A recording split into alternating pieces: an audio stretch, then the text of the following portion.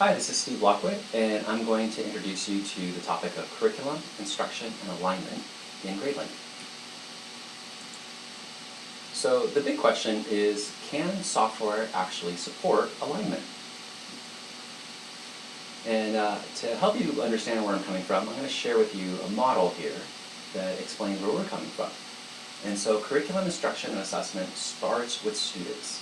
And a lot of people care what the students have to learn, and that would include the school, of course, and parents, but also industry. And so they come up with a list of all the things that the students should know and be able to master. And that list becomes the curriculum. And so that's aided by things like books and software and so on. But how do we know that the student actually knows that stuff? Well, we have to give them a test. So an assessment. That can be a real, like a state exam test, it can be just a quiz in class, or it can just be some kind of feedback between the teacher and the student. But some kind of assessment. So where does the teacher fit into this model?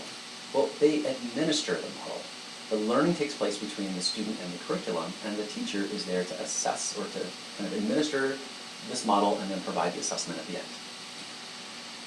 So the research actually shows that that part of the model doesn't work well. The part that really does work is where the teacher and the student have direct interaction. And that interaction between the student and the teacher is where real learning takes place.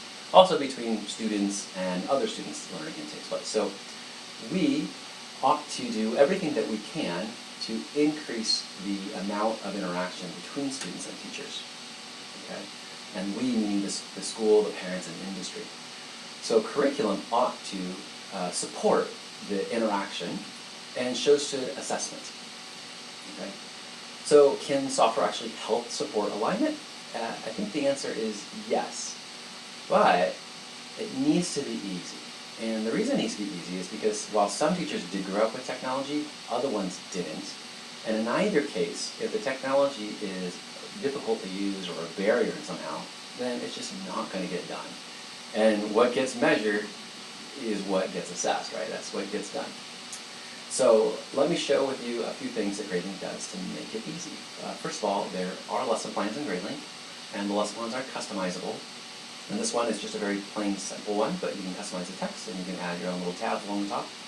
One of those tabs on the far right says Standards, and that is because every lesson plan can be associated to one or more standards.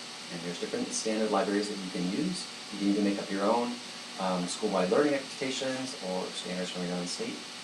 Okay? But these get tracked this way. Another kind of tracking that you can do is you can provide the teacher feedback. So if you're doing assessments of the teacher or teacher observations and you want to have a place to write those comments, you can actually leave them right on the lesson plan digitally. They're time-stamped with your name, and the teacher can see it, and you can go back and forth with it as you want.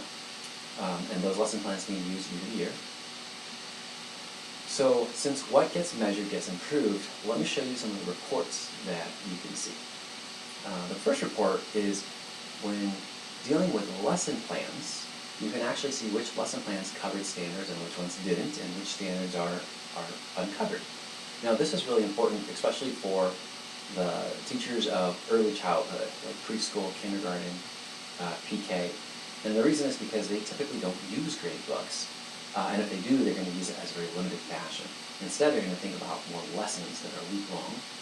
And so Gradelink allows them to create a lesson that touches more than one standard. And this way is an easy way as an administrator to make sure that every standard is being touched. And also as a teacher, it's a good tracking tool. Okay.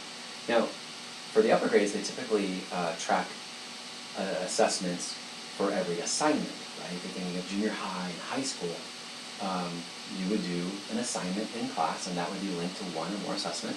And so this allows you to just quickly see at a glance where you are as a teacher or where other staff are if you're an administrator.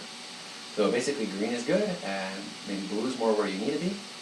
But if you're halfway through the year, you can imagine that you need to be roughly halfway through the standards. And this is an easy report to make sure things are going right. Okay, you can drill down into that same report, and you can actually see the individual standards and where people rely on them. Now, there is a formula in the top right corner, and you can customize this. So this formula dictates whether a standard shows up as red or green, or just blank. So what we have right here in the top right corner, it says that any particular standard for 6th grade language arts needs to be covered at least 2 times by the teacher. And 85% of the students need to get, in this case, an 85% or higher. Now you could adjust that. You could say that 50% of the students need to get a 75% or higher, or 75% of the students need to get a 90% or higher.